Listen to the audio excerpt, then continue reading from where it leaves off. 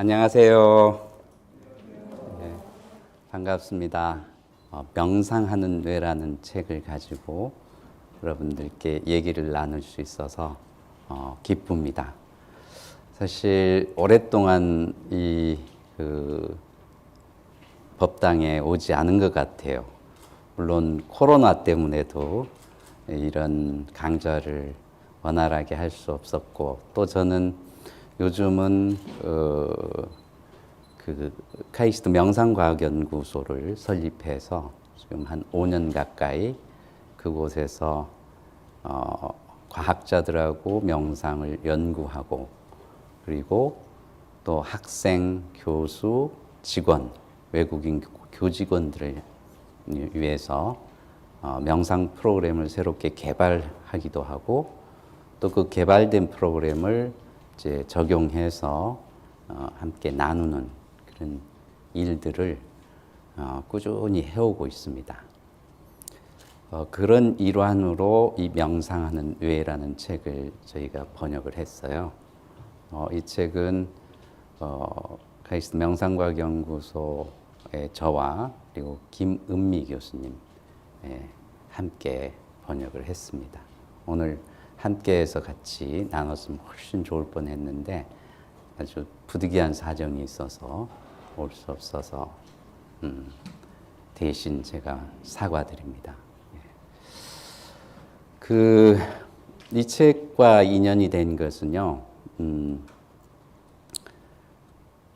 2016년도인가요? 제가 세계에서 가장 명상을 과학적으로 연구하면서 깊이 있게, 그리고 대중들과 함께 할 수 있는 명상 프로그램을 만들고 있는, 그리고 학술적으로 연구하고 있는 단체가 Mind and Life라고 하는 곳입니다.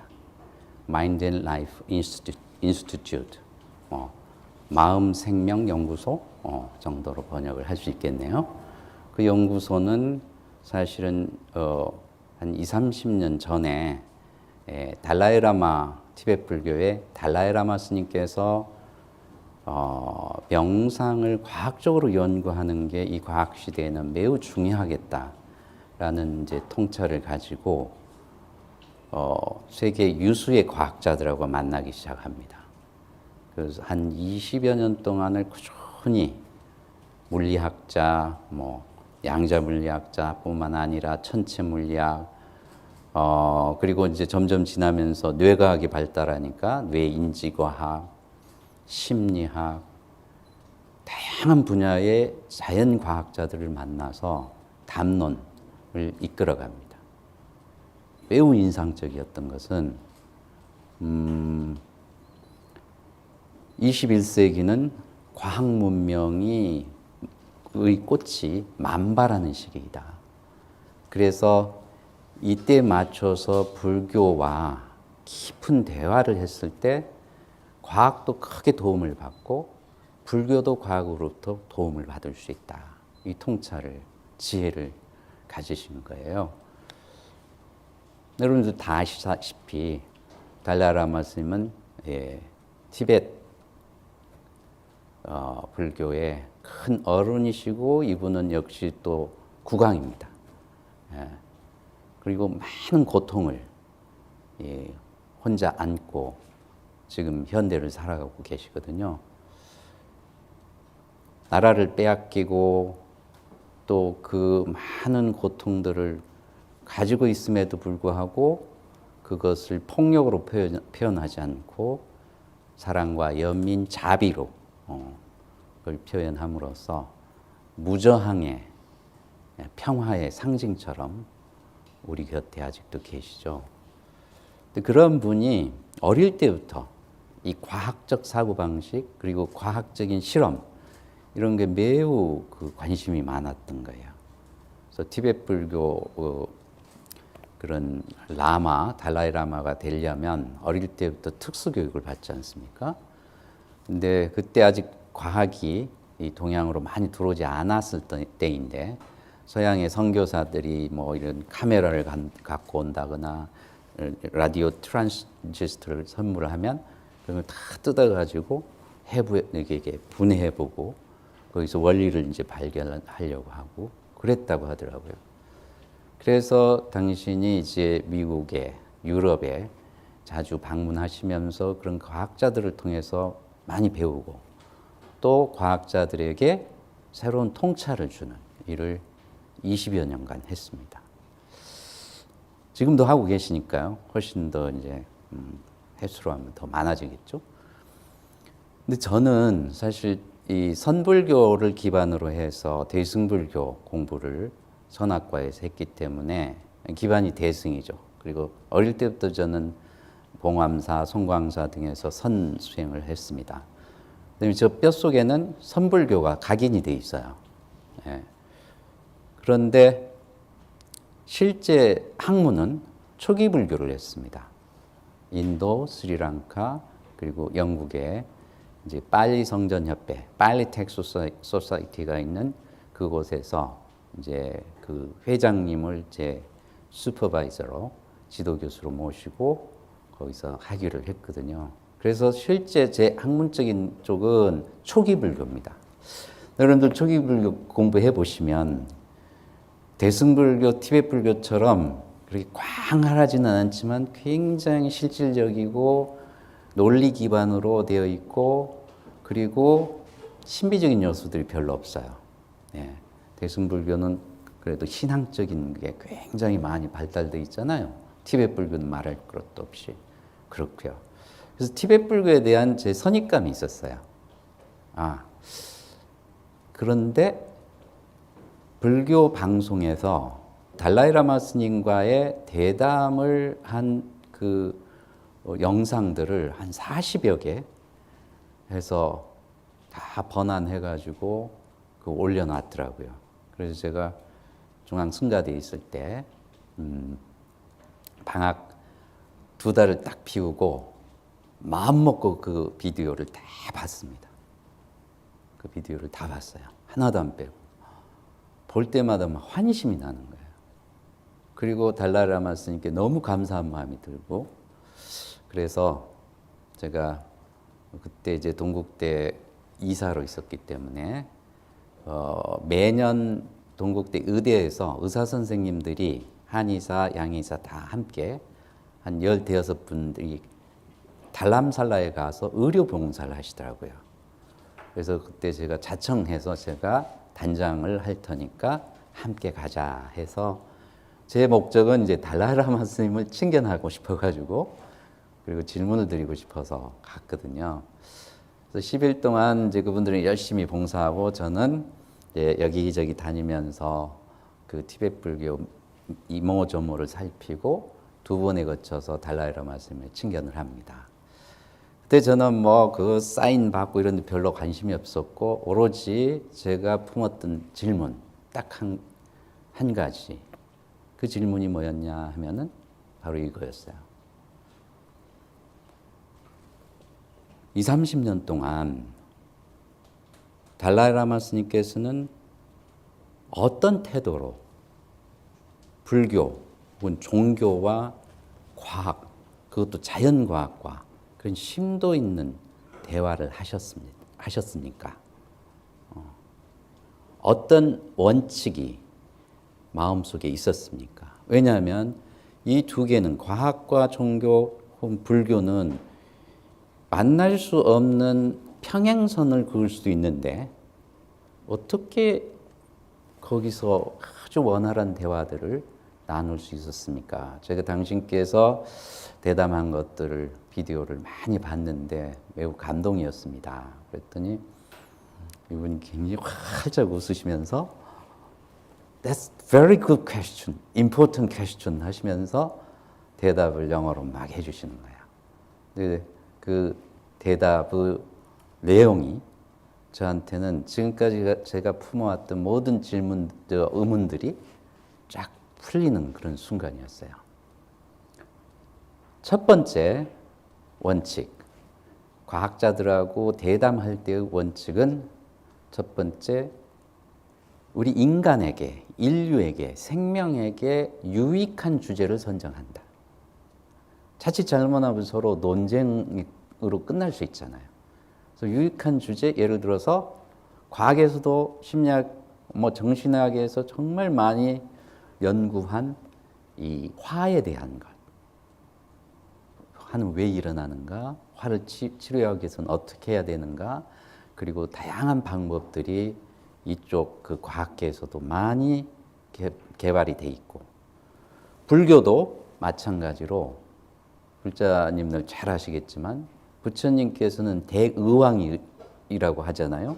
왕 중에서도, 아니 의사 중에서도 가장 훌륭한 의사, 대의왕인데 세 가지 독을 빼내기 위해서 법을 설하셨거든요. 그게 뭡니까? 하나는 탐, 진, 치잖아요.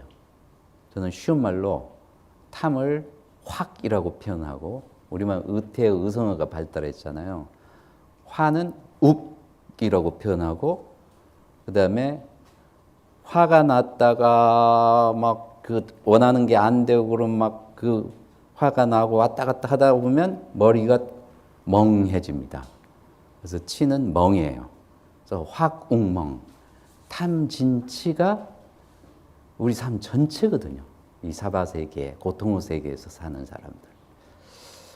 근데 이 화를 다루는 거, 이거는 불교에 매우 전문화된 이론과 그리고 그에 따르는 구체적인 행법들이 있습니다. 그게 뭡니까? 자비관이에요. 사무량심 수행이에요. 그러니까 과학에서 연구한 결과와 몇천 년 동안 불교에서 개발한 구체적인 수행법과 이론을 접목하면서 같이 굉장히 생산적인 토론을 할 수 있다. 이게 첫 번째예요. 두 번째는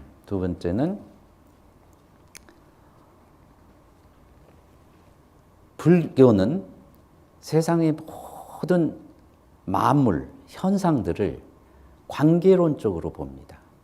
원인이 있으면 거기에 따르는 조건들과 함께 결과가 산출되죠.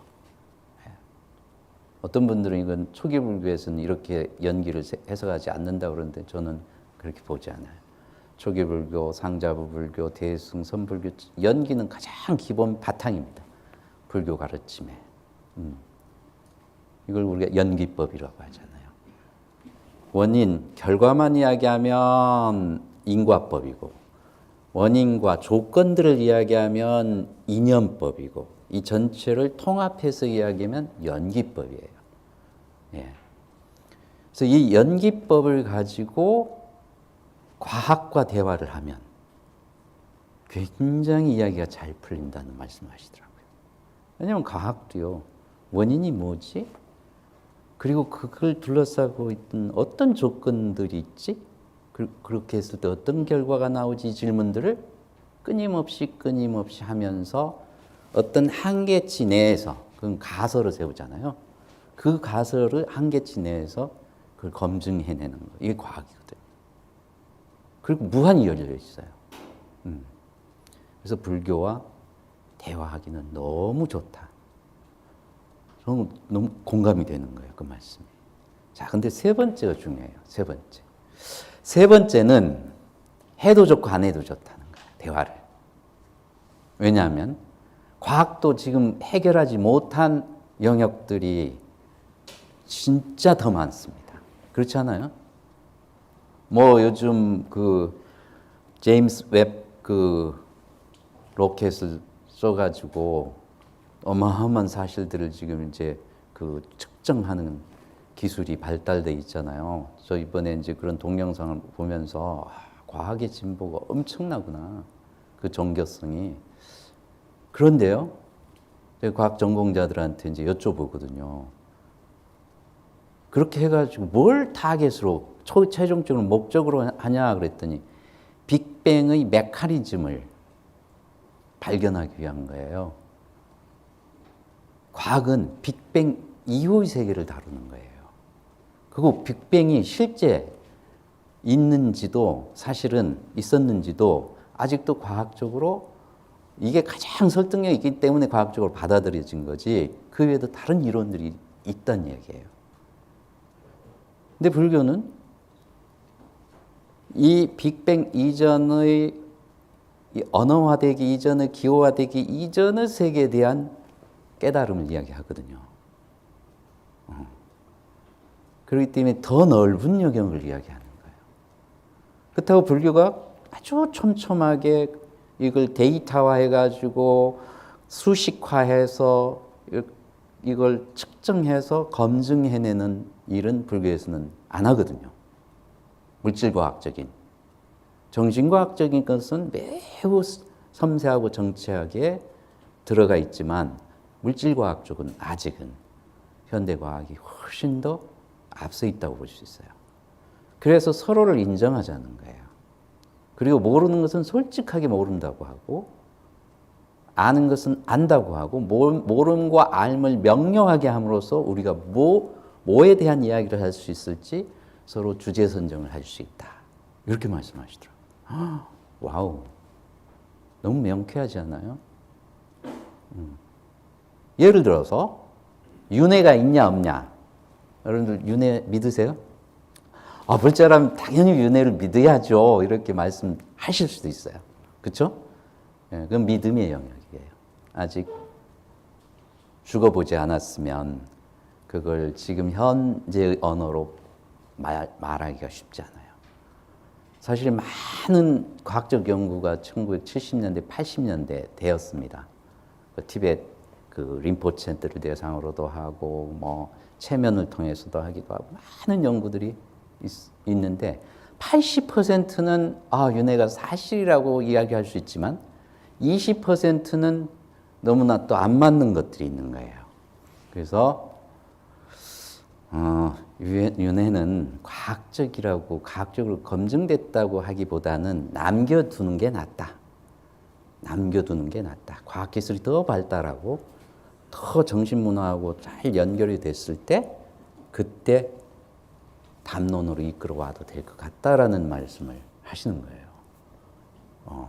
티베트는 강하게 윤회를 믿잖아요. 근데 믿음 체계를 과학 체계에다 넣으려고 하면 대화가 안 됩니다.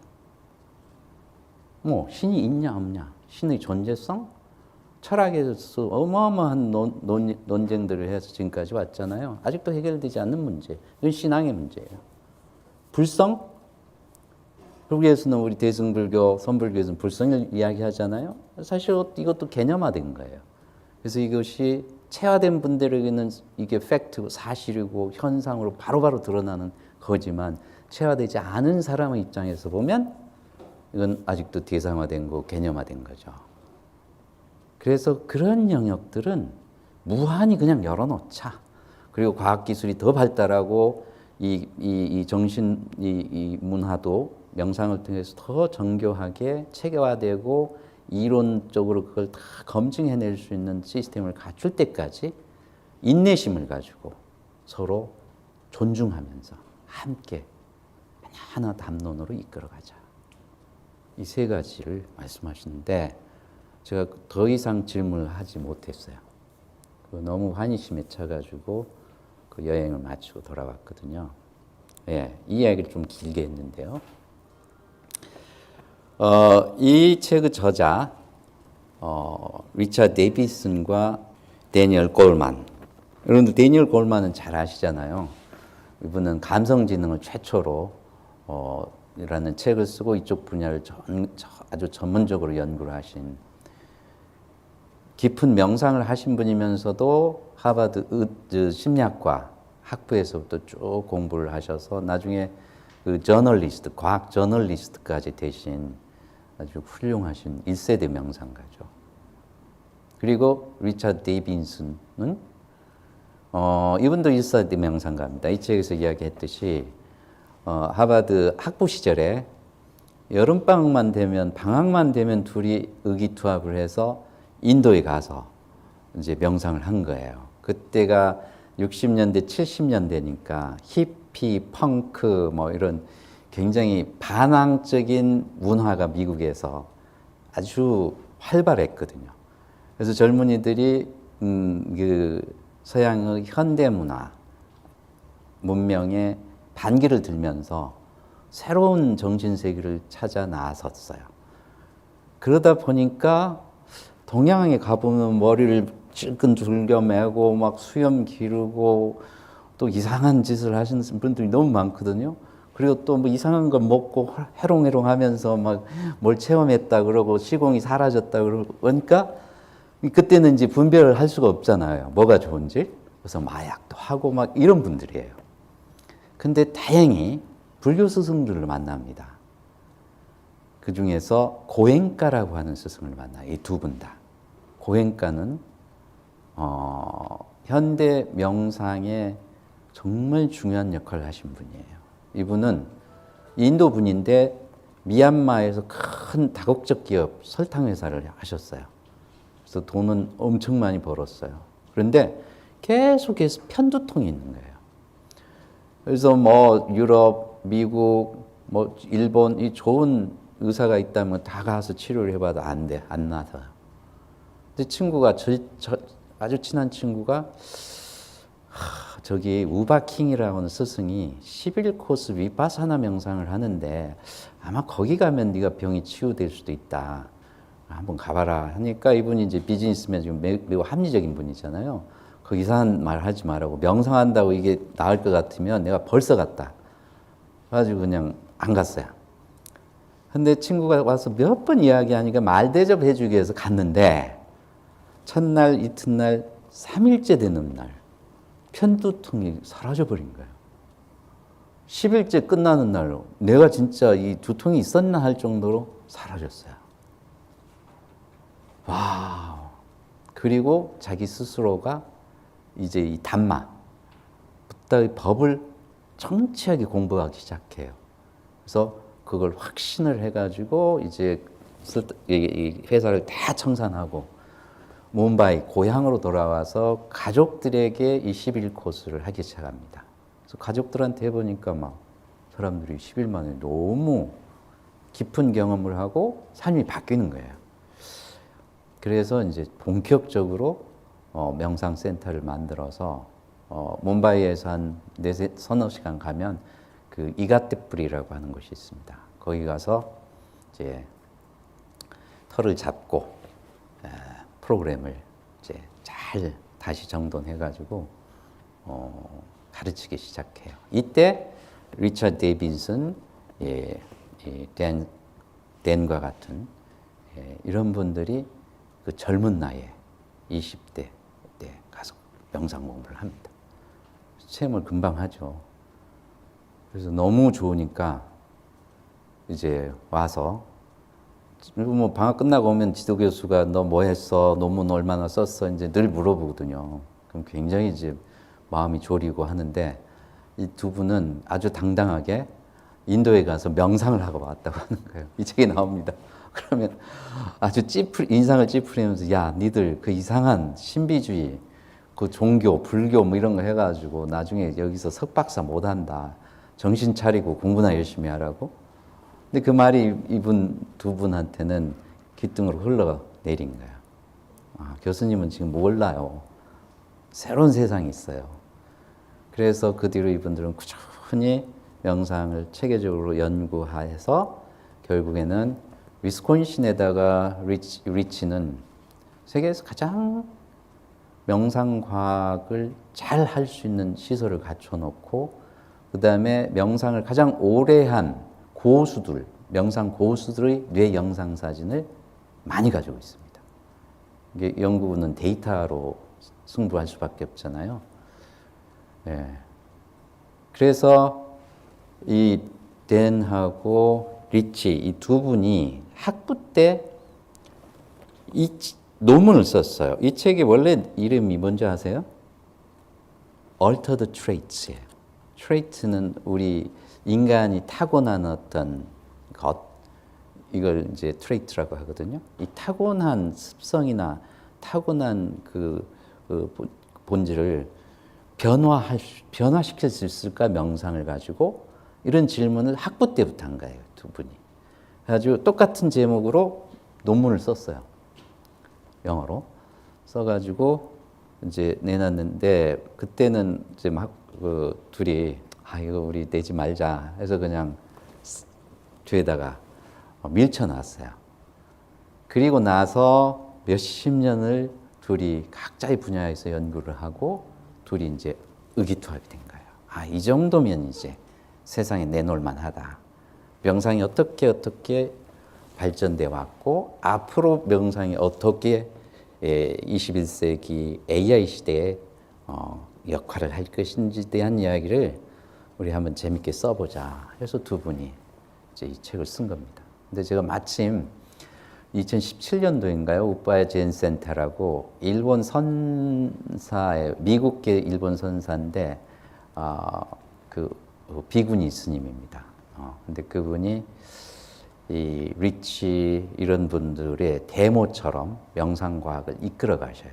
그래서 매년 지금은 이름이 바뀌었지만 젠 앤 브레인이라고 하는 5박 6일짜리 리트릿형 컨퍼런스 워크숍을 합니다.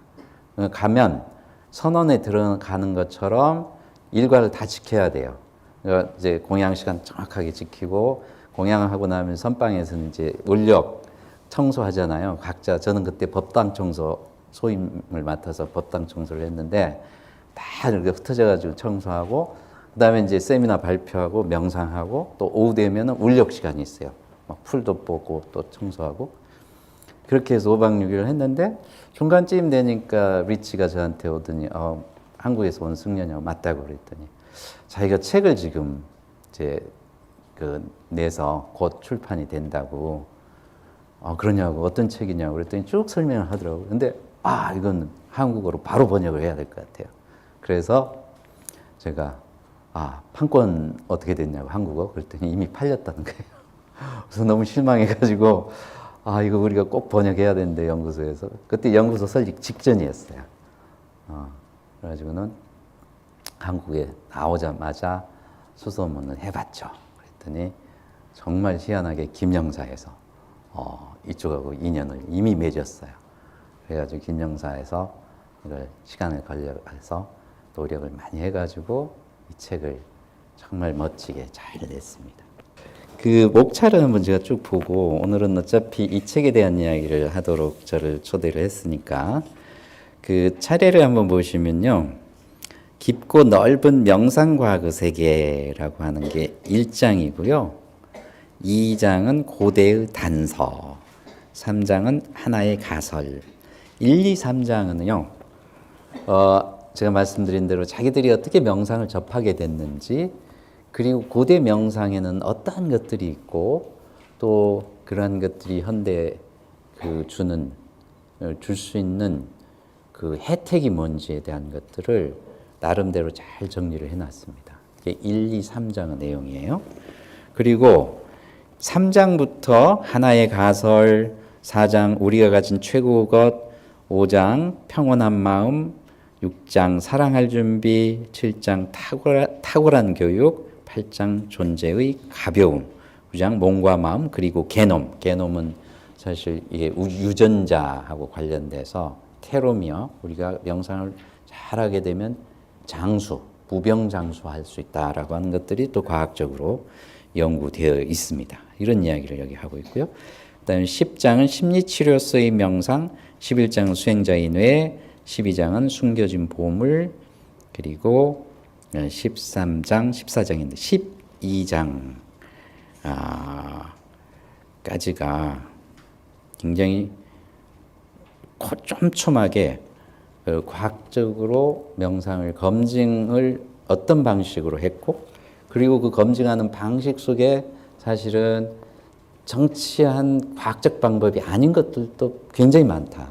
그래서 아주 철저히 과학적 방식을 한 것들만 가지고 어떤 효과가 있는지를 살펴봤더니 우울증뿐만 아니라 강박증, 지금 현대 정신 질환에 관련된 것도 탁월한 효과가 있고 스트레스를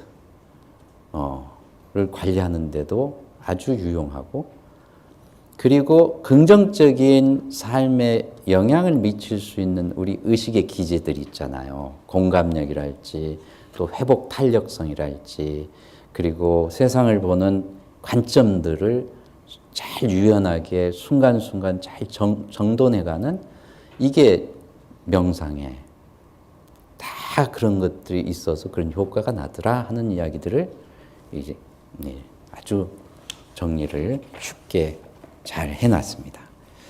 마지막에 이제 변성된 특성, 장기 명상을 한 사람들 또 그냥 아주 초보자들 그리고 전문적으로 우리 그 스님들처럼 수행을 하시는 분들의 뇌 사진을 찍어보고 초보자라 하더라도 명상을 조금밖에 안 하더라도 삶에 굉장히 유용한 그러한 효과를 주더라 하는 이야기들을 여기 정리해 놨습니다. 마지막으로 건강한 마음, 이 14장, 14번째 장에서는 신경 가소성. 사실은 이 명상이 과학적으로 연구되면서 신경 가소성에 대한 게 이제는 사실로 받아들여지거든요. 이건 더 이상 이제 왈부할 필요가 없을 정도로 아주 분명한 거예요. 80년대까지만 해도 뇌는 일부 뇌세포가 죽으면 소생하지 않는다, 재생되지 않는다 결론을 내렸거든요.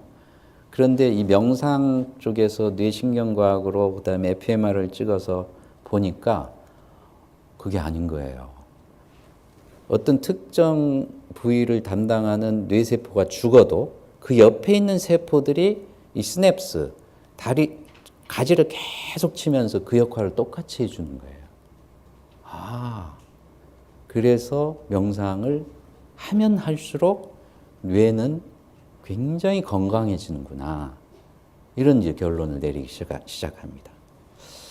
자, 여기서 한 가지 또 여러분들께 말씀드릴 게 지금 1장에서 그런 이야기를 정리를 해놨거든요. 뭐냐 하면은 명상의 수준이 있다는 거예요. 명상의 수준. 여러분들은 지금 어떤 수준에 있는지 한번 가늠해 보세요. 제1수준. 첫 번째 1수준은 뭐냐면요.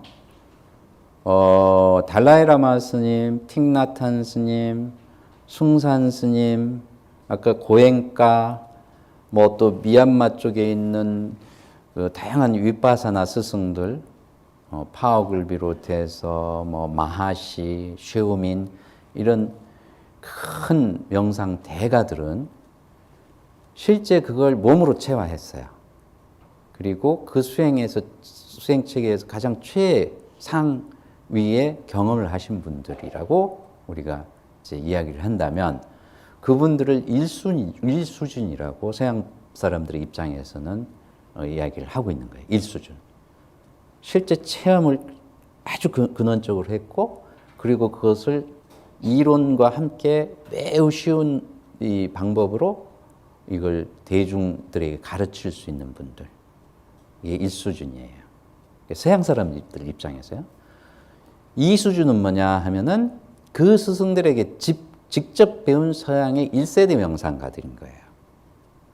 근데 이때까지는 이 동양의 종교적인 믿음이나 이런 이 수행 체계들이 그대로 살아 있어요. 이 수준의 분들도. 왜냐하면 그거 아니면 그렇게 체험하기가 쉽지 않으니까. 대표적인 분이 제가 보기에는 잭 콤필드 같아요. 지금도 그분은 불교 명상을 표방하면서 다른 분들과 다르게 가르치거든요. 한국에서도 전번에 코로나 중에 그 줌으로도 이렇게 뭐 말씀하시고 그랬는데 저도 여러 번 같이 만나서 워크숍도 같이 해보고 그런데 이런 분들은 몸이 체화돼 있어요. 그래서 그분 책 중에 윗바사나의 스승들이라는 책도 있지만 더 유명한 책은요.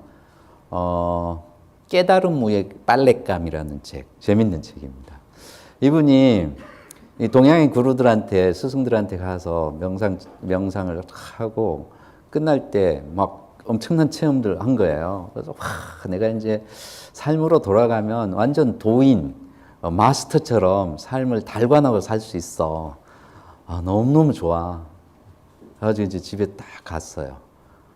현관문을 딱 열고 들어가서 화장실을 갔는데 빨랫감이 이렇게 쌓여 있는 거예요. 보자마자 신경질이 확 난 거예요.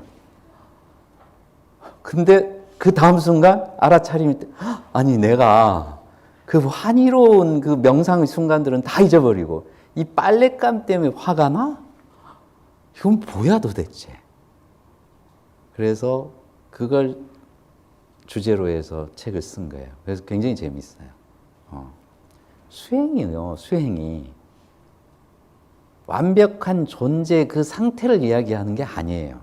수행은 끊임없이 지금 여기에 온전함으로 깨어서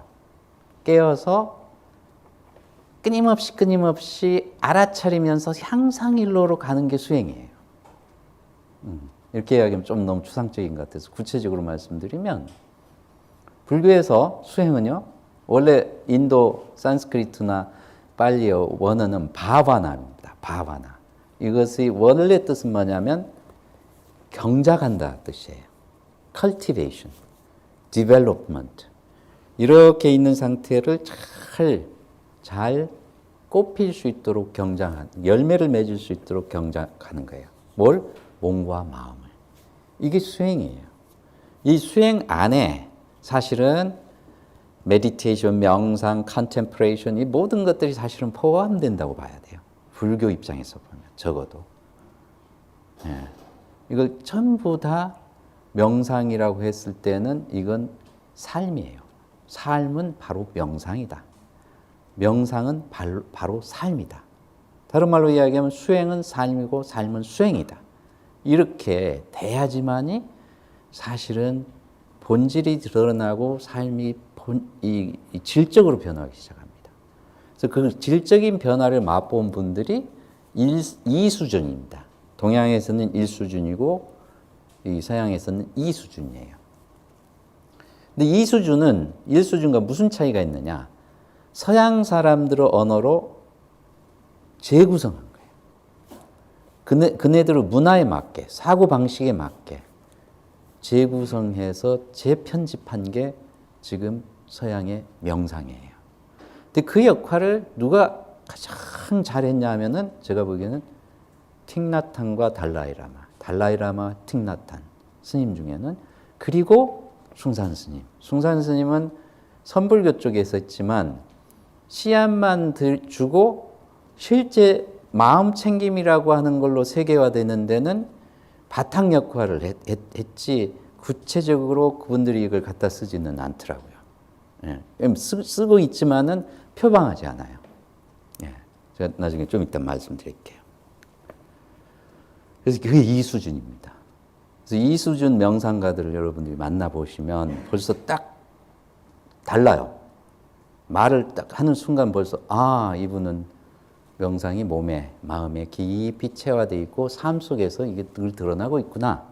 이런 것들을 여러분들이 명상이 고수면, 여기서 수행을 열심히 했으면 금방 알아볼 수가 있어요. 이 수준에서 3수준으로 간 게 이제 큰 사건이 된 거예요. 그게 뭐냐면 마음 챙김이라고 하는 이 개념을 가지고 보편화, 일반화, 과학화를 했습니다. 그 장본인이 누구냐 하면은 바로 존 카바친입니다. 존 카바친. 매사추세츠 의과대학에서 이분이 뭘 했냐 하면은 스트레스 클리닉을 했어요. 근데 이분은 원래 MIT 공대의 분자생물 학자였어요. 분자생물학 박사예요. 이분도 20대, 30대 때 젊은 시절에 인도에 가서 구루들한테 많이 배우고, 마침 숭산 선사께서 보스턴, 그리고 저쪽 브라운 대학 있는 곳, 이런 데 가셔가지고 선사로서 같이 그 사람들하고 생활하면서 법문을 하셨거든요. 여러분들 그 숭산 스님 제자 중에 예일대, 하버드대 출신들이 많지는 않지만 있잖아요. 그때 제자들을 다 만든 거예요. 하루는 하버드 그 대 신학과에 이런 큰 멋진 강당이 있습니다. 거기에 이제 초청돼 가지고 숭산 스님께서 법문을 하시는데, 거기에 이제 뭐 그 우파이 젠 산타에 그 지금 아까 제가 이야기한 이 저자 만난 그분 또 와 계시고, 여하튼 기라성 같은 1세대 명상가들이 와서 법문을 듣는 거예요. 그 하버드 교수들, 학생들. 근데 거기서 이제 법문을 하시는 거죠. 근데 영어를 뭐 이제 농담이겠지만 15단어를 가지고 소통을 다 하셔요. 영어 15단어. 예를 들어서 이런 거예요. You don't know, I don't know, everybody don't know. Only don't know.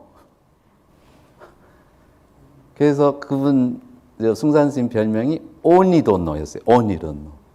제가 이제 명상 저 스피릿 락이라고 샌프란시스코 거기에 이제 방문을 했을 때 우리 일행들하고 이렇게 막 이제 내려오는데 무슨 차가 아주 낡은 차를 타고 가던 한 노인이 갑자기 거리에다 세우고 나오더니 알로우 하면서 부르는 거예요. 보니까 제 콤필드예요. 거기 이제 그 우리로 말하는 방장이거든요. 그래서 코리안 망크가 아니냐고. 그래서 맞다고 그랬더니 I'm a disciple of Master 숭산. 숭산 스님 제자라는 것을 아주 자랑스럽게 저한테 이야기하는 거예요. 그러면서 Only don't know monk, only don't know master 그러는 거예요. 그래서 자 그런데 only don't know가요. 그냥 그 말이 아니에요. 일상적인 말이 아니에요. 이제 우리 보조 스님의 수신결에 보면 단지 불회하면 시즉견성이란 말에서 가져온 거예요. 단지 불회하면. 다만 모른다고 하는 그 사실을 정확하게 알면 바로 그 자리가 우리 성품을 보는 것이다. 견성성불하는 자리다.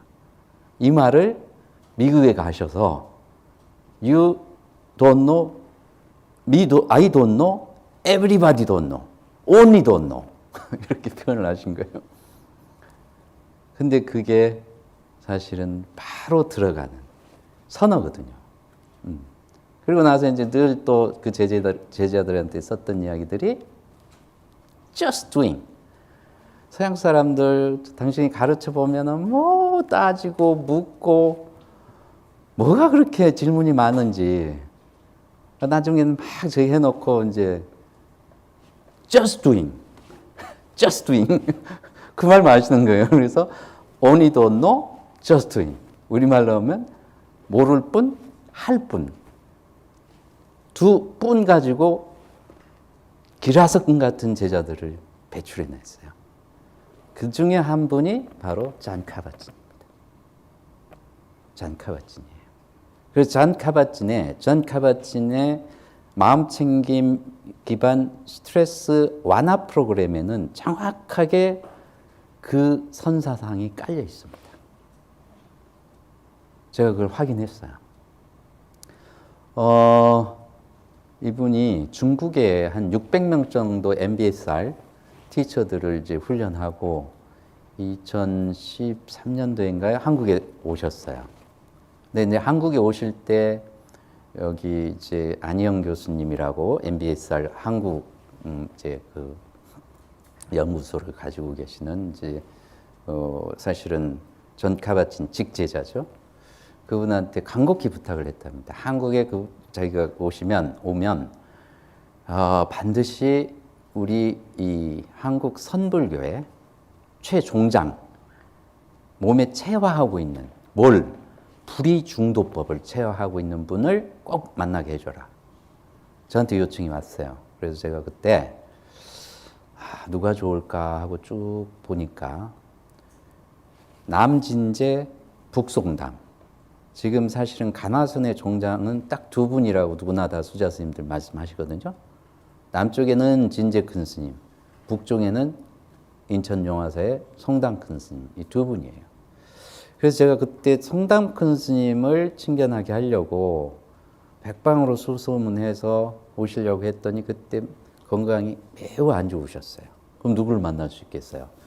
그래서 일단 그 생각은 내려놓고 제가 동국대 그 선학 그 국제 세미나를 같이 이렇게 해보면 그 국제 선학자들을 봉암사에 모시고 하면 너무 좋아하더라고요. 봉암사 여러분들 아시다시피 한국 불교의 정신의 산실이잖아요. 선불교 산실.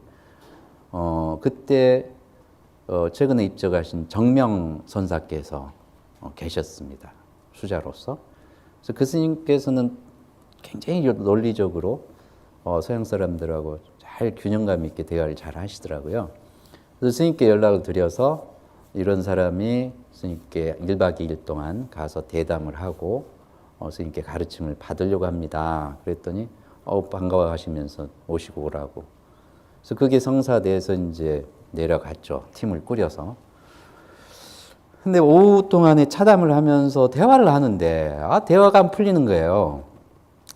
그래서 제가 가만히 파악을 해보니까 이 잔 카바찌는 자기가 지금 이 명상 프로그램을 만들어서 세계화하고 있는데 그것의 핵심 바탕이 가장 중요한 바탕이 불이 중도의 가르침인데 이걸 숭산선사한테 자기가 배웠거든요. 근데 이걸 진짜 여기서 체화해서 삶 속에서 실천하고 있는 분이 계시는지를 직접 눈으로 확인하고 싶었던 거예요. 그 질문을 계속 하는데 이 스님께서는 논리적으로 자꾸 설명을 하시는 거예요. 그래서 저도 답답해가지고 이제 저녁 공양 시간 때 스님께 제가 귀뜸을 해드렸어요. 이분은 이미 이론 다 알고 계십니다. 여기에서 확인하고 싶은 것은 이 선사가 불이중도법을 그냥 삶 속에서 바로 쓰는지 그것에 대한 질문들입니다. 저 사람이 그런 걸 바로 알까? 그래서 스님 요즘 그 서양 분들이 그냥 낮은 상태가 아닙니다. 깊이 체험하신 분들이 대부분이고 많고 1세대 명상가들은 그 2분 정도는 숭산 스님한테 직접 사사를 받고 4년 동안 승복을 입고 머리는 길렀지만 법사로 활동했습니다. 사실이에요. 그랬더니 그래? 그래가지고 이제 저녁에 아침에 했는데 말이 너무 잘 풀리는 거예요, 대화가. 그래가지고 점심 먹고 이제 서울로 올라와서 다음 일정을 하기로 했는데 일정을 다 바꿔가지고 오후까지 대담을 연장을 했어요. 그래서 늦게 이제 올라와서 저녁에 이제 같이 밥을 먹으면서 이분이 너무 기뻐하는 거예요. 한국에 이 정신 문화가 그대로 살아있구나. 그래서 자기는 이 한국이 자기 마음의 본고장이라고 하는, 제가 미국에서 만났을 때도 한번 그 이야기를 하셨어요. 라는 말씀을 당당하게 하시더라고요. 그리고서 이제 돌아가셨어요. 미국으로. 그래서 장문의 이제 그 메일로 다시 한번 그걸 정리해 주셨고, 그 다음에 2014년도에는 대만에서 우리 그 전통 수행을 하시는 분들을 동남아, 대만, 중국, 싱가포르, 홍콩, 그 다음에 한국에서 한 10명 정도 초대를 했어요. 그리고 한 30-40명은 MBSR 정식 티처들이에요. 자격증 받은 티처들 함께 한 공간에서 하루 종일 집중 워크숍을 했습니다. 그때 제가 숭산 스님 선사상에 깃든, 그리고 성철 스님의 그 불이 중도 사상이 잘 녹아져 있는 백일 법문에 녹아져 있는 불이 중도 사상과 MBSR을 비교해 가지고 논문 발표를 했어요. 그 발표 끝에 제가 정말 의도를 가지고 잔 카반진한테 질문을 했습니다. 자, 나는 지금 이게 이렇게 해서 정리를 했는데 내가 궁금한 게 있다. MBSR에는 다양한 프로그램들이 8주짜리가 그 속에 이렇게 다 통합되어 있는데 그 중에서 가장 중요한 게 도대체 뭐라고 생각하냐? 그랬더니 말 떨어지기가 무섭게 불이중도다. 영어로 non-judgmental awareness. 비판단적 자각. non-duality and middle path. 불이 둘이 아닌 거죠. 둘이 아니다 하는 것은 뭐예요? 그냥 설명을 하자면, 이건 설명하면 이제 많이 희석되는, 설명하자면, 우리 공간에 뭐가 있어가지고 이 공간이 아늑해졌나요? 지붕이 있고, 천정이 있고, 창이 있고, 이런 것들이 이 공간을 감싸고 있기 때문에 햇볕도 안 쬐고 비바람이 몰아쳐도 괜찮잖아요. 그런데 이 다보 빌딩이 세워지기 전에 이 공간은 어땠을까요? 아무것도 없었죠. 예. 근데 이런 조건들이 만들어지면서 이 공간이 이렇게 다른 공간처럼 느껴지는 거예요.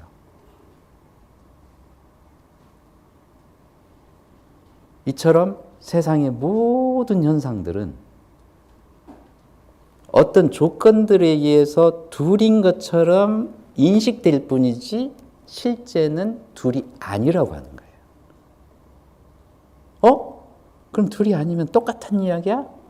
똑같다고 하면은 이건 연기법이 또 아니에요. 그래서 불이 중도를 표현하는 아주 정확한 표현은 불일. 하나가 아니에요. 불이, 둘이 아니에요. 중도. 그래서 중도인 거예요. 이게 이제 서양 사람들은 너무 어려운 개념이에요. 그래서 몸으로 체득해야 되는 것을 늘 이야기합니다. 근데 마음 챙김을 체화해서 가르치는 티처들, 특히 1세대 명상가들은 저는 이게 몸에 체화됐다고 봐요. 최근에 제가 곧 출판될 책입니다. 마음챙김 지도자를 위한 안내서, 영국에서 나왔어요.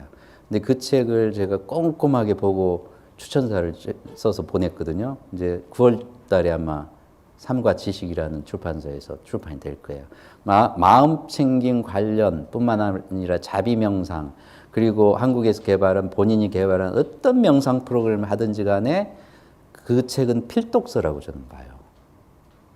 아주 깊이 있게 섬세하게 잘 정리해 놨어요. 거기에 불이 중도에 대한 설명을 너무 멋지게 해 놓은 거예요.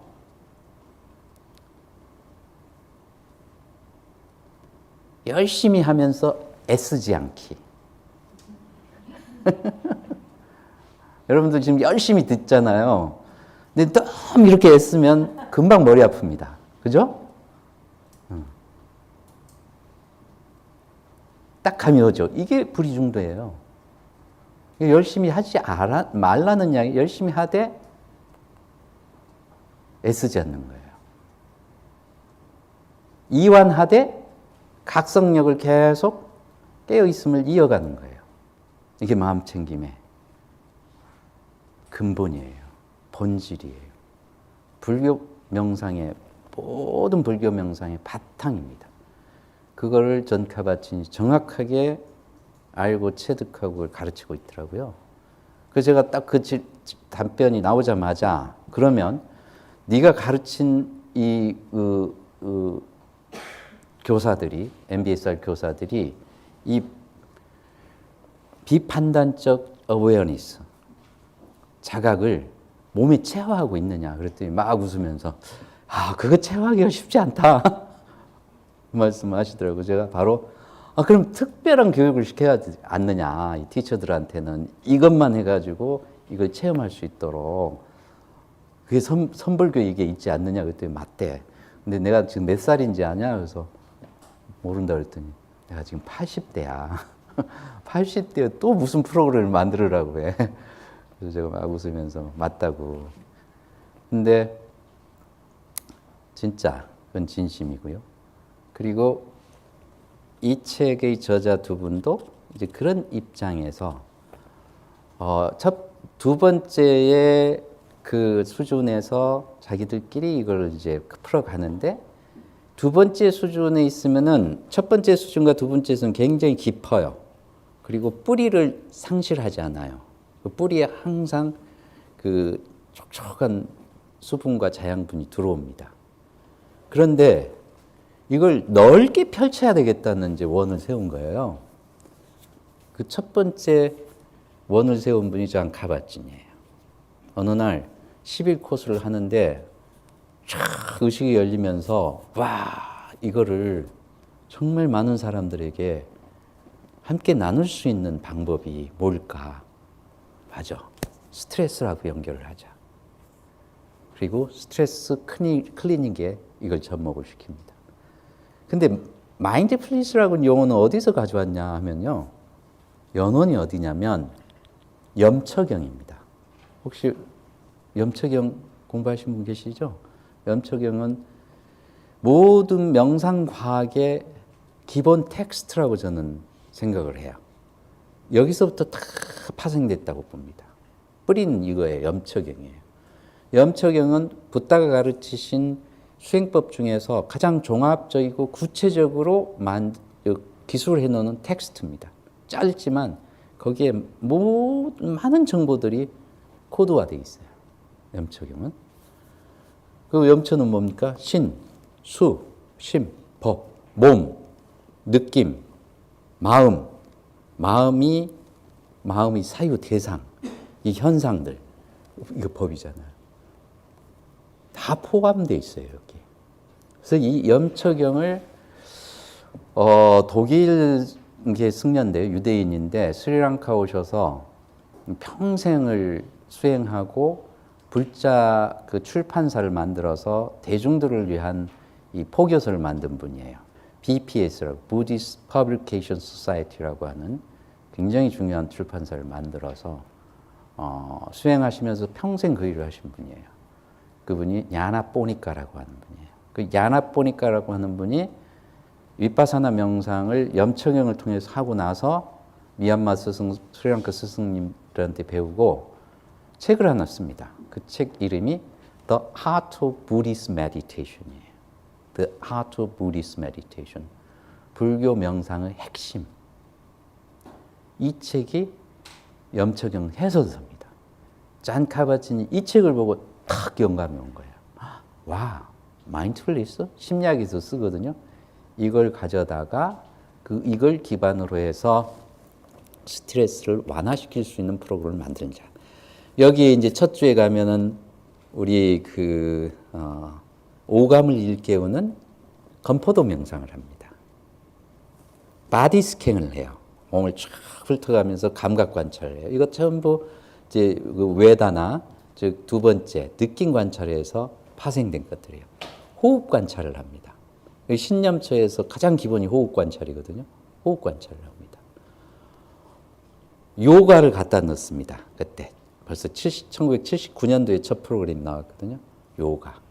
그다음에 이제 완전히 그 이완할 수 있는 다양한 프로그램들을 넣어서 8주짜리 프로그램을 만들어요. 그게 지금 이제 50년 가까이 되면서 수많은 마음 챙김 관련된 프로그램들을 양산한 거예요. 그 중에서 아주 중요한 프로그램 또 한 가지가 있다면 마음 챙김 기반 인지 치료 프로그램입니다. 이것은 옥스퍼드 마인드풀니스 센터에서 개발을 한 건데요. 옥스퍼드는 사실은 그 굉장히 겨울 되고 그러면 우중충합니다. 그래서 거기 자살자들이 많아요. 특히 우리 학생들이 제가 있을 때도 뭐 자살하는 사람 여름 봤거든요. 그래서 막 윌리엄스라고 하는 성공의 신부님이신데 거기 인지심리학자로 아주 세계적인 학자입니다. 그분이 정말 이 자살 연구를 하면서 안타까운 게 우울증으로 진행이 되다가 자살로 가는 경우가 너무 많은 거예요. 그래서 이 우울증을 잘 치료할 수 있는 게 뭘까 고민을 하다가 약물은 한계가 있는 거예요. 약을 오래 쓰면 이제 또 부작용이 생겨요. 그래서 약물을 쓰지 않고 할 수 있는 방법을 계속 찾다가 잔 카바친을 만납니다. 존 카바친은. 그리고 저기 티즈데일이라고 캠브리지 대학의 또 그 인지과학자, 인지심리학자.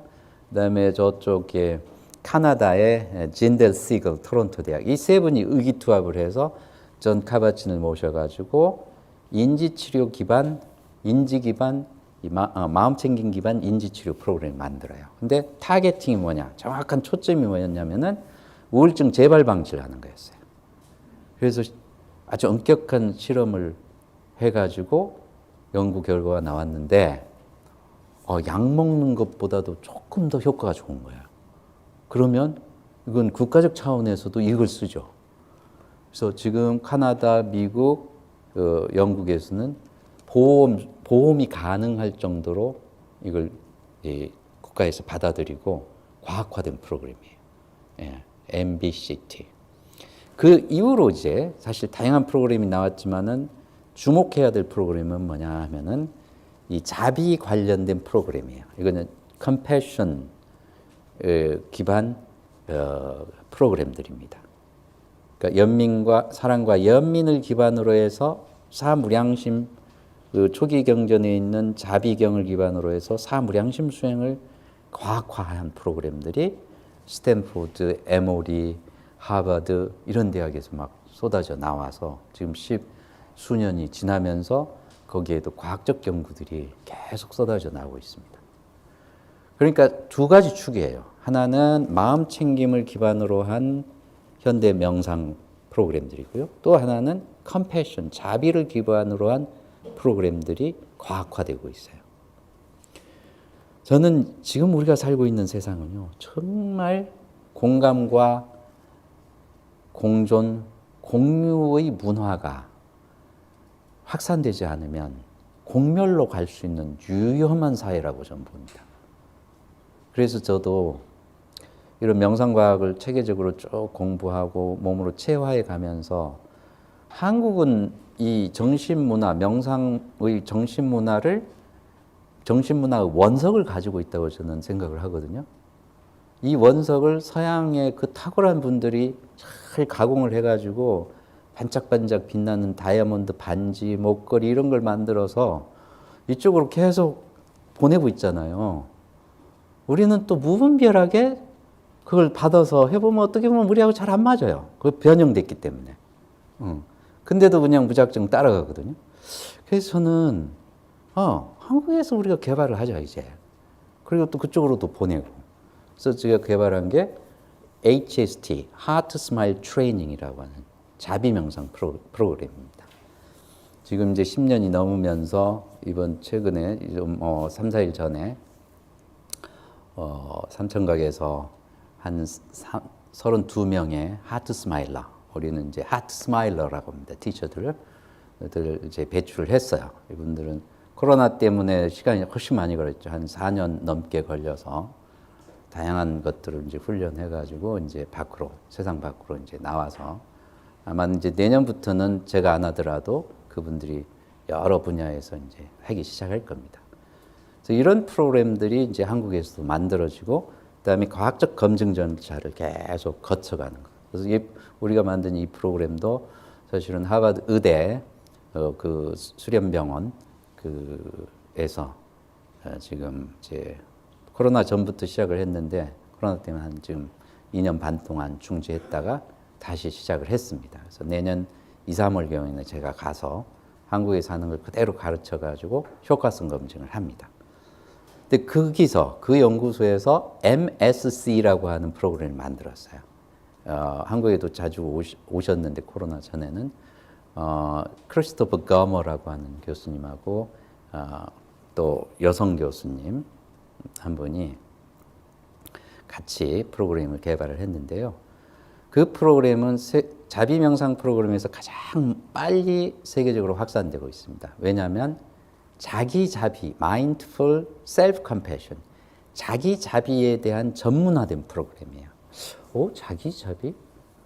무슨 자기 자비가 필요해? 우리가 초기 경전을 보면요, 자기 자비가 타인 자비보다 훨씬 더 중요하게 다뤄집니다. 자비 명상을 할 때요, 타인에게 자비의 마음을 먼저 보내지 않아요. 이 몸과 마음이 자애와 사랑으로 연민으로 가득 찼을 때 그때 보내기 시작합니다. 대상을 선정해가지고. 그러니까 먼저 자기부터 시작해야 되는 거예요. 근데 우리 전체 지금 일반 문화, 세속 문화에서는 자기를 뭐 어떻게 하면 이기주의라고 하고 이렇게 잘못된 이제 이 통념들이 많이 퍼져 있습니다. 그래서 서양도 마찬가지예요. 근데 이 셀프 컴패션이라고 하는 프로그램이, 마인드 오브 셀프 컴패션 프로그램이 세계화되면서 중국에도 한성에서 10만 명의 티처들을 양성하고 있다는 제가 소문을 4, 5년 전에 들었어요. 거긴 단위가 커요. 우리는 100명, 200명인데. 그래서 이제 그런 방식으로 해서 자비 명상 프로그램이 저는 더 먼저 많이 퍼졌으면 좋겠어요. 왜냐하면 그거는 윤활유와 같아요. 마음 챙김 프로그램이 자비 명상 프로그램하고 만났을 때요, 훨씬 더 원활하게 명상이 잘 됩니다. 저는 다양한 사람들을 만나서 지도를 하잖아요. 저한테는 뭐 10년, 20년 마음챙김, 미얀마에서 막 전문으로 하신 분들 오시거든요. 근데 그분들 딱 제가 대화를 해보면 가슴이 막혀 있어요. 가슴이. 그리고 본인이 스스로 이야기해요. 너무 드라이해졌다고. 15년 했는데 뭐가 있는 그대로 통찰은 되는데 가슴은 그냥 차갑고 답답하고 어떨 때는 자비 명상이 필요합니다. 자비 명상 해보세요. 그래서 그런 분들이 자비 명상하고 나서 확 풀립니다. 의식이 확 넓어집니다. 확장되고 구체화되고 따뜻해지고 친절해지고 이게 사실 대승불교의 핵심이고 선불교도 저는 이게 핵심이라고 봅니다. 티베트 불교에서요 가장 강조하는 게 보리심이에요. 깨달은 마음이에요. 깨달은 마음. 근데 달라이라마 스님이 늘 강조하시는 게 깨달은 마음은 연민심, 대연민심을 기반으로 하고 있지 않으면 안 된다. 연민심 뭐예요? 중생들의 아픔을 함께 하는 거예요. 그리고 사랑 가득히 베풀어 주는 거예요.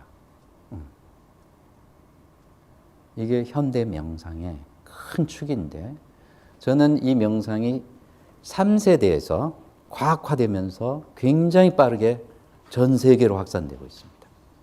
이제 여기에는 불교니 종교니 영성이니 이런 말이 다 빠져버려요. 그래야지 이게 대중화되고 확산될 수 있기 때문에 그런 방편을 쓴 거예요, 이분이.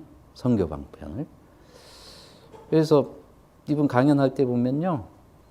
My master is Master 숭산. My old master. 그분 다양한 스승들이 있죠. 늘 그렇게 밝히고서 그렇지만 자기는 불교를 가르치지 않는다. 단말을 나눌 뿐이다. 아주 투명하게 이야기합니다. 그러니까 기독교인이든 천주교인이든 뭐 종교에 불문하고 누구나 다 이걸 할 수 있는 거예요. 불교의 카테고리 속에 틀 속에 가둬놓으면 단만은 이거는 더 이상 퍼져나갈 수가 없어요. 단만은 공기와 같은 겁니다. 공기에 크리스천 에어, 부디스 에어, 이슬람 에어 있나요? 없죠. 공기는 공기일 뿐이에요. 다름한 세상의 이치와 우주 만유의 이법이에요. 그걸 어떻게 우리가 소유해요? 그 입장에서 3세대 명상이 진행되고 있어요. 그러니까 너무 낮게 보시면 안 돼요. 물론 이걸 제대로 몸으로 체화하지 못한 사람들이 대부분이죠. 그래서 맥 마인드풀니스, 마음챙김 반역이라고 하는 책이 나올 정도로 이제 비판적인 서적들이 나오기 시작했어요. 근데 저는 그런 비판적인 관점을 가진 서적과 그런 입장을 표명하는 것은 굉장히 건전해지는 길이라고 봅니다. 그런 비판 없이 가면 안 돼요. 예. 그래서 3세대는 그렇게 과학화된 명상이고요. 그다음에 이제 4세대가 코로나를 겪으면서 더 아주 빠르게 확산되고 보편화되고 있는 게 과학기술을 기반으로 해서 디지털 기기를 기반으로 해서 앱을 출시하는 겁니다. 앱 중에서 가장 큰 많은 사람들이 사용하고 있는 게 이제 캄이라고 하는 프로그램이죠. 명상 전문가들이 처음부터 이걸 잘 해서 프로그램을 아주 잘 만들었어요. 그다음에 두 번째가 헤드스페이스입니다. 앤디 패디콤이라고 하는 영국 승려였던 분이 그분이 이제 세속에 나와가지고 회사를 차려서 이 전문화된 프로그램을 만들어요. 이게 이제 헤드스페이스인데 헤드스페이스는 2018년도에 누굽니까? 빌 게이츠 이분이 자기 블로그에 올렸어요. 1년에 5권의 책을 자기가 선정해서 이제 거기에 코멘트를 이제 동영상으로 해서 하는데 그때 2권이 명상에 관련된 책이었어요. 2018년 빌 게이츠 블로그 찾아보세요. 누구나 다 볼 수 있어요. 거기에 첫 번째 책이 유발 하라리의 그 21세기를 위한 20가지의 대안인가? 답변. 그 책이었고요. 또 하나는 앤디 패드콤이 쓴 마음 튕김 관련된 책이었어요. 여기에 이제 이 앱하고 관련되어서 이 빌 게이츠가 그때 아마 심리적으로 굉장히 힘들었을 것 같아요. 제가 이제서 생각이 나요. 나중에 이혼 소식을 듣고 아, 그분이 엄청 힘들었구나 그때. 그때 명상을 찾았던 것 같아요. 정확한 건 아니에요. 왜냐하면 저 부인하고 자녀들 해서 5명이 앤디 패디콤을 자기 집으로 그 디지털화된 집이잖아요. 빌 게이츠 집은 딱 들어가면 막 클래식 음악이 나오고 막 빛이 바뀌고 뭐 이런 왕궁 같은 집에서 5일간 5박 6일간 이제 개인 지도를 받은 거예요. 명상. 그리고 그 영상을 찍어서 자기가 이렇게 이제 했는데 그 뒤로 이 헤드스페이스의 구독자가 몇 천만이 늘었어요. 그게 셀럽의 힘이에요, 그게. 그 이외에도요, 지금 4,000개 넘는, 지금 더 많을 거예요. 영어로 된. 한국에도 뭐 하루 명상, 전문 이제 명상 회사 무진 어소시에이츠라고, 그분도 이제 하트 스마일러고 제 제자인데, 이제 그분이 하는 회사도 앱도 있고요. 혜민 스님이 이제 하다가 넘겨주신 코끼리, 그다음에 마음복이라고 실리콘밸리에서 그 차드 맹탄이 개발한 프로그램을 한국에 도입해서 하고 있는 유정은 선생님의 이제 마음보기. 뭐 그 외에도 다양한 앱들이 한국에도 막 쏟아져 나왔거든요. 근데 문제는 뭐냐? 이 책에서 아주 정확하게 지적을 하고 있습니다. 과학화되지 않았다, 아직은. 검증되지 않았다는 거예요. 근데 미국에서 막 이걸 과대선전했다가 소송이 걸린 적도 있답니다. 예. 그렇지만 효과가 어느 정도까지 있는 거죠. 근데 저희 학생들도 이거 했는데 이제 어느 정도 가니까 너무 이렇게 정체되는 거예요. 명상 앱만 가지고는. 그래서 프로그램에 왔다고. 근데 진짜 직접 마스터한테 배워보니까 너무 좋다고. 그래서 명상은 일단은 대면으로 해야 돼요. 대면으로 하고 비대면으로 하면 이제 시너지 효과가 있지만 처음부터 온라인으로 하게 되면 놓치는 게 많이 있을 수 있어요. 그리고 어떤 경지에 들어갔을 때 스승이 정확하게 보고 그 다음에 해서 안내를 해줘야 되거든요. 그래야지 안전해지는 거거든요. 그런 것들이 이제 맹점이 있긴 있지만 이 책에서 그걸 4수준이라고 합니다. 과학화되지 않았어요. 근데 5수준을 이야기합니다. 그거는 14장에 나옵니다. 5수준은 디지털 문명 시대의 이기를 잘 활용해서 인공지능이 측정하고요. 지금 나의 뇌의 상태, 몸의 상태를 측정하고 진단해서 거기에 맞는 명상 프로그램을 추천해 주는 거예요. 요즘 유튜브 하면 여러분들이 내가 자꾸 보는 것들은 어떻게 알고 옆에 갖다 놔요. 그러니까 나는 그 생각만 할 수밖에 없어요. 이게 이제 편향을 유도하는 거잖아요. 그러니까 보수는 보수만 이제 옳다고 생각하고 진보는 옳다고 하는 그 원인이 인공지능에 있는 것 같아요. 어쨌든 이제 그런 것들을 활용해서 굉장히 과학화된 명상 앱이 나올 것이다. 예측을 하고 있습니다. 자기들도 그것을 향해서 가고 있고 저도 명상과학 연구소에서 최종적으로는 그런 앱이 만들어진다면 지금까지 측정할 수 없었던 것도 측정해낼 수 있고 그리고 훨씬 더 효과적으로 사람들에게 맞게 명상을 추천해 줄 수가 있겠구나. 그리고 안전하게 지도를 할 수 있는 시스템을 만들 수도 있겠구나. 이런 이제 환상적인 생각을 가지고 있어요. 근데 이 길은 아직 오지 않았습니다. 오지가 않았어요. 근데 언젠가는 꼭 오리라고 보거든요. 왜냐하면 지금 시대가요. 어디로 가고 있냐면요. 뇌를 해킹하는 시대입니다. 뇌를 해킹하는 시대예요. 그래서 이것을 건전하게 할 수 있는 장치를 만드는 것은 고대의 지혜 전통이라고 저는 봅니다. 고대의 지혜 전통은 윤리 도덕을 기반으로 하고 있어요. 그런데 이 문명이 지금 너무 빠르게 변하기 때문에 그걸 정비할 수 있는 시간적 여유가 없어요. 그래서 인공지능이 모든 것을 이끌어 갈 시대가 지금 다가오고 있는데 이걸 이제 우리가 singularity, 특이점이라고 하죠. 이때 이제 우리 인류 문명이 확 질적으로 변하는. 근데 그 밑에서부터 이게 차곡차곡 많은 것들에 대한 담론이 인문학적 담론과 통합적 담론이 이루어지지 않은 상태에서 이게 확 뜨면 지금 인류 재앙이 올 가능성이 너무 큽니다. 이 이야기를 하는 분이 유발 하라리잖아요. 2200년대 되면 그 호모데우스라는 책에서 그런 이야기를 했죠. 우리 인간 몸 안에 칩이 들어가 있어가지고 엄청난 능력을 가진 인간이 탄생할 수도 있다. 이걸 뭐라고 합니까? 사이보그. 호모 사이보그인 거예요. 여러분 중에 지금 호모 사이보그가 있는지도 몰라요. 그리고 제가 앞으로 한 60년만 더 살면, 제가 이제 60대거든요. 120살까지 산다는 이야기네요. 그때는 아마도 정말 이러한 것들이 일상화돼서 완전히 다른 차원의 삶을 살아갈 수도 있다.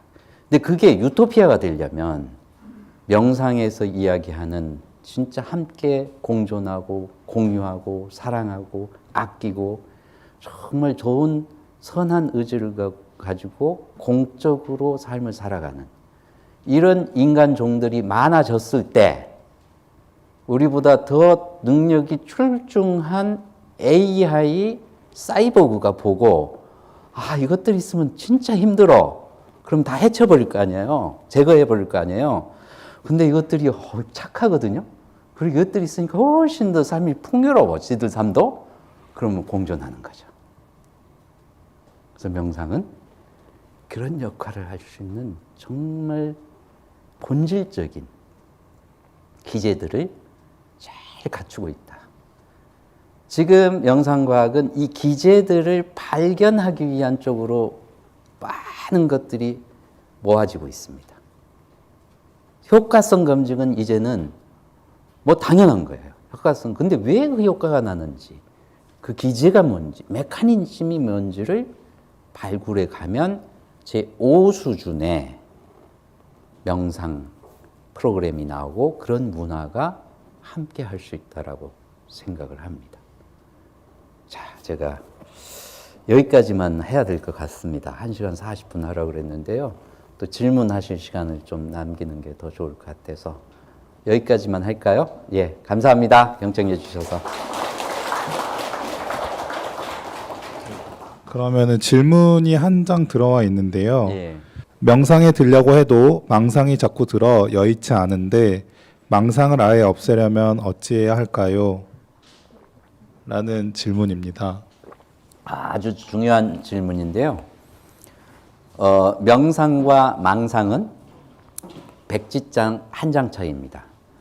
그래서 명상을 잘 하려면 망상을 절대 없애서는 안 됩니다. 역설이죠? 망상 없이는 깊은 명상에 들어갈 수가 없습니다.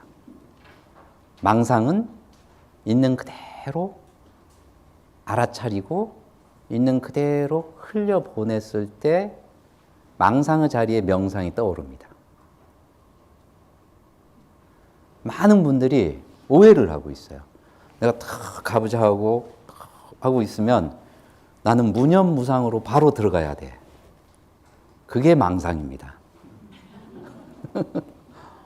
그거 불가능한 일이에요. 앉으면 생각과 감정들이 계속 소용돌이 치다가 점점 호흡을 보고 있으면 가라앉으면서 스스로 사라지게 됩니다. 그때까지 뭘 해야 되느냐? 망상이 있으면 있는 대로, 감정이 올라오면 올라오는 대로, 지금 이대로 있는 그대로 봐주는 거예요. 이게 망상을 잘, 그래서 옛날 문헌들을 보면 망상을 끊는다, 망상을 없앤다 이런 표현들이 있어요. 그게 이제 옛날식 표현이에요. 근데 이제 마음 챙김이나 이게 보편화되면서 표현들이 굉장히 정교해집니다. 그리고 현대인들 감성에 맞게 변해요. 그래서 저도 절대로 명상 그 언어를 쓸 때, 그리고 스크립트를 만들 때 뭔가를 없애라, 끊어라 이런 말 절대 안 합니다. 그 개념이 걸려요. 망상은 끊는 게 아니라 있는 그대로 보는 겁니다. 그리고 그 망상이 번뇌가 즉 보리가 되도록 허용하는 겁니다. 그래서 대승불교에서는 번뇌 즉 보리라고 하잖아요. 번뇌가 바로 깨달음이에요.